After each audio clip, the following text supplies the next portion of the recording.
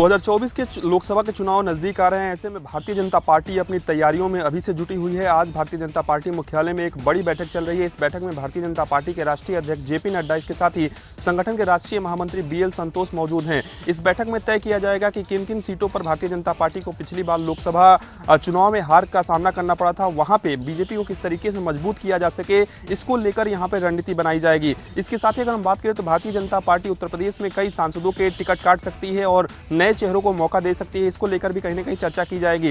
Bharatiya Janata party लगातार बैठकें कर रही है। आपने देखा कि पिछले कुछ महीनों में भारतीय जनता पार्टी के राष्ट्रीय अध्यक्ष जेपी नड्डा ने कई बड़ी बैठकें की। इसके साथ ही प्रधानमंत्री नरेंद्र मोदी के आवास पर भी करीब 5 घंटे तक हाल ही में बैठक चली थी और इस बैठक में तय किया गया था कि किस तरीके से बीजेपी को मजबूत करना है। खासतौर पर उत्तर प्रदेश पर भारतीय जनता पार्टी का इस बार खासा फोकस रहने वाला है और सभी जाति वर्गों के लोगों को साधने के लिए बीजेपी लगातार रणनीति बना रही है। और इसी कड़ी में आज भारतीय जनता पार्टी मुख्यालय में एक बड़ी बैठक बुलाई गई है और निश्चित रूप से कई नए चेहरों को कहीं ना कहीं जिम्मेदारी भी दी जा सकती है कि वो भारतीय जनता पार्टी को बूथ लेवल पर किस तरीके से मजबूत करें ताकि 80 की 80 सीटें भारतीय जनता पार्टी उत्तर प्रदेश में जीत। 2024 को लेकर भारतीय जनता पार्टी की रणनीति तहत आगे बढ़ेगी, जिसमें SWOT का फार्मूला अपनाकर बीजेपी लोगों के बीच जाएगी और कोशिश होगी कि विपक्ष के वो सवाल जो लगातार वो उठा रहा है उसके जवाब दिए जाएं, वो कील काटे दुरुस्त किए जाएं जो 2024 में भारतीय जनता पार्टी के लिए खतरा है। हालांकि अगर हम इसमें SWOT की बात करें तो इसमें स्ट्रेंथ, अपॉर्चुनिटी, थ्रेट जैसे फॉर्मूले शामिल होंगे, जिसमें भारतीय जनता पार्टी की कोशिश भी यही होगी कि वो लोग जो भारतीय जनता पार्टी के लिए मुफीद हो सकते हैं 2024 के चुनाव में, उनको भी साथ लिया जाए। ऐसी सीटें जहां भारतीय जनता पार्टी पहले बेहतर परफॉर्म करती रही है लेकिन किसी वजह से अब परफॉर्मेंस में दिक्कत है, उन कील काटों को भी दुरुस्त कर दिया जाए। दूसरी पार्टी के वो लोग जो साफ स्वच्छ छवि के हैं और बीजेपी के लिए 2024 में बेहतर हो सकते हैं, उनको भी साथ लिया जाए। तो इस फार्मूले के साथ बीजेपी लोगों के बीच जाएगी, लोगों से संपर्क करेगी, केंद्र और प्रदेश सरकार की नीतियां और उनकी योजनाओं के लाभ की जानकारी देगी।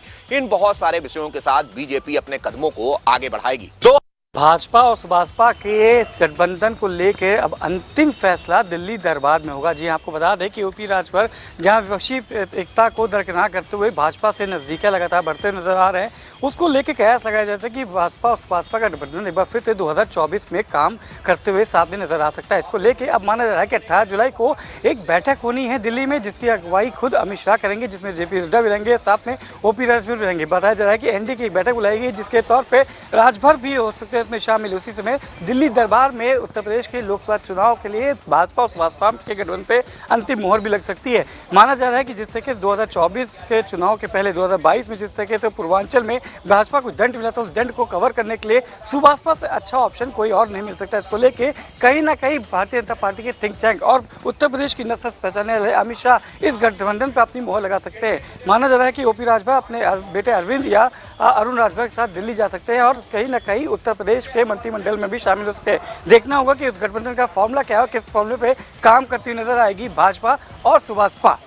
चुनाव से पहले अखिलेश यादव लगातार बीजेपी सरकार पर निशाना साध रहे हैं, लगातार हमलावर हैं और कहीं ना कहीं ट्वीट के जरिए वो सरकार को घेरने की कोशिश में है। अभी हालिया ट्वीट की बात की जाए तो अखिलेश यादव ने जब टमाटर को लेकर ट्वीट किया है, उन्होंने कहा है कि मान्यवर ने एक दिन में 35 करोड़ जो है पौधे लगा दिए, तो लगता है सारे के सारे पेड़ टमाटर के होंगे और ये पौधारोपण नहीं, पूरी तरीके से भ्रष्टारोपण है। तो लगातार अखिलेश यादव हमलावर हैं और कोशिश कर रहे हैं कि किस तरीके से हर हाल में लोकसभा चुनाव से पहले भारतीय जनता पार्टी को निशाने में लिया जाए और कैसे 2024 के चुनाव में भारतीय जनता पार्टी को पछाड़ा। लखनऊ नगर निगम के उद्यान विभाग में जो लॉजिस्टिक मद होता है उसमें हेराफेरी की बात सामने आई।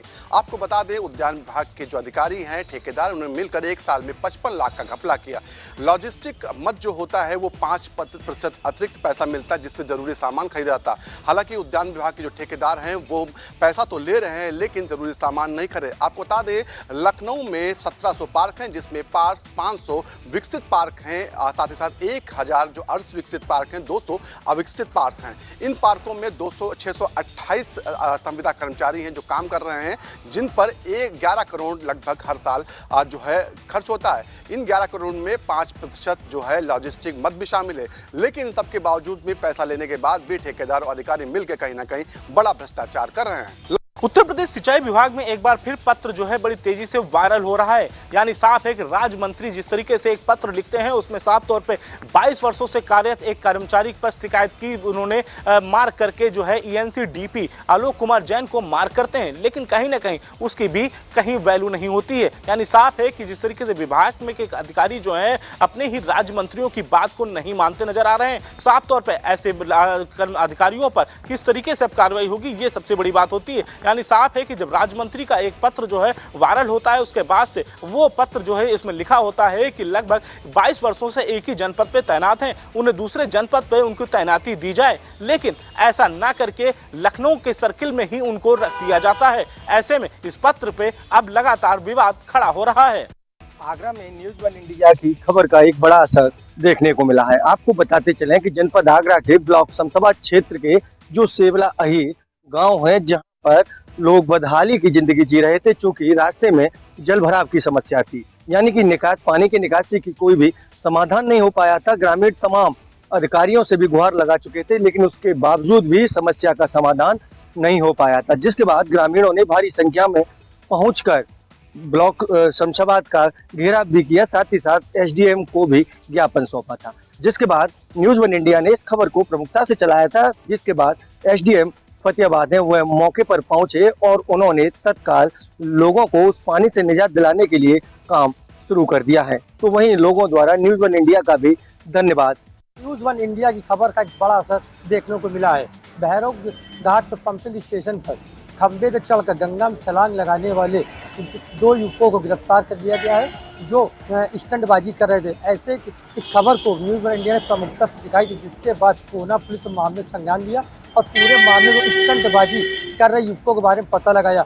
जब उनकी पहचान हो गई तो वो सभी दोनों ही युवक जो स्टंटबाजी कर रहे थे वो रानीघाट चौराहे के रहने वाले थे। उन दोनों को ही पूना पुलिस ने गिरफ्तार कर लिया है और उनके खिलाफ कानूनी कार्रवाई कर रहे हैं। आपको बताते चले कि भैरव घाट पंपिंग स्टेशन पर खंबे पर चढ़कर स्टंटबाजी करने का वीडियो सोशल मीडिया पर वायरल हुआ था, जिसको न्यूज़ वन इंडिया ने प्रमुखता से दिखाया था। जिसके बाद अधिकारियों ने मामले में संज्ञान लिया, पूना पुलिस को निर्देशित किया था कि इस मामले में कड़ी कार्रवाई करें। कार्रवाई करते हुए दोनों ही युवकों को पुलिस ने गिरफ्तार कर लिया, उनके खिलाफ मुकदमा दर्ज कर लिया। आपको बताते चले गंगा का जल स्तर इस वक्त बढ़ा हुआ है और इस पर स्टंटबाजी करना काफ़ी खतरनाक हो सकता था। इस तरह के मामले लगातार संज्ञान में आ रहे थे और इस तरह की जो वीडियो बनाकर सोशल मीडिया वायरल कर रहे थे, इसका भी संज्ञान पुलिस गाड़ी ले रहे थे। लेकिन एक बार जब भैरव पंपिंग स्टेशन पर इस तरह का मामला सामने तो न्यूज़ वन इंडिया ने खबर को प्रमुखता दिखाया था, जिसके बाद संज्ञान लेते हुए दोनों ही युवकों को गिरफ्तार कर उन पर कानूनी कार्रवाई की जा रही है।